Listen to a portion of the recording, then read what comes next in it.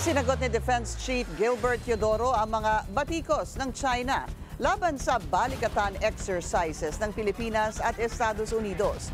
Naniniwala rin si Teodoro na gawa-gawa lang ng Beijing ang bintang ng pang-espiya ng 3 Pinoy na nakakulong ngayon sa China. Ang detalye sa agenda report ni Francis Folve. Sinalubong ni Defense Secretary Gilbert Teodoro Jr. ang kanyang Indonesian counterpart na si Syafri Syafruddin nang mag-courtesy call sa Shangri-La Hotel sa Mandaluyong kanina. Kasama sa Indonesian delegation ang hepe ng kanilang armed forces na si General Agus Subianto na sinamahan naman ni AFP Chief of Staff General Romeo Browner Jr. High on the agenda sa kanilang closed-door meeting ang defense cooperation, disaster at climate change response at peacekeeping missions. Sa modernization ng AFP, kinumpirma ni Teodoro na parating na ang ikalawang batch ng BrahMos missiles mula sa India.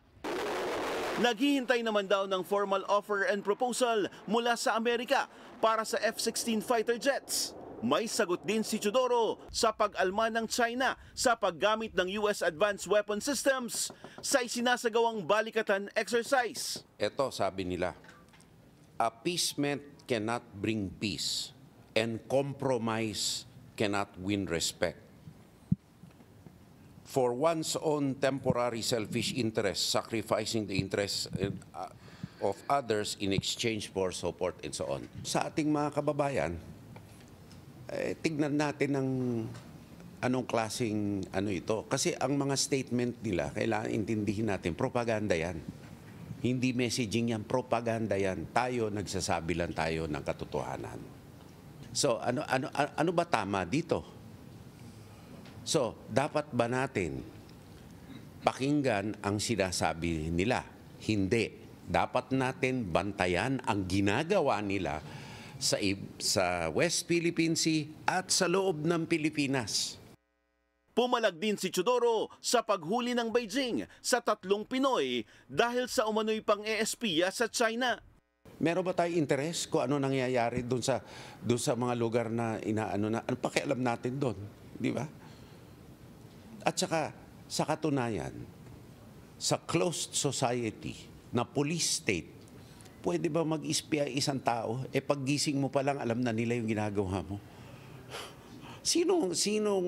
Sinong nasa may sentido komon nagagawa niyan? Wala. At sa sinasabi ng China na nagdudulot ang Pilipinas ng Sinophobia. I will say without hesitation that they are the main cause of Sinophobia. Plus, their Intelligence Act of 2017, which mandates every Chinese national to be an intelligence operative of the Ministry of State Security. Sila ang pumako sa sarili nila sa krus. Kaya importante raw ang pagtutulungan ng mga karatig bansa gaya ng Indonesia para sa pagpapalakas ng internal at external defense ng bansa. Kabilang ang Indonesia sa 19 na bansang observer sa Balikatan 40-2025. Ang pagbisita ng Defense Minister ng Indonesia sa bansa ay pagpapakita na mas pinatatag pa ang malakas na bilateral relations ng mga bansa, lalo na pagdating sa issue ng depensa. Para sa agenda, Francis Folve, Billionario News Channel.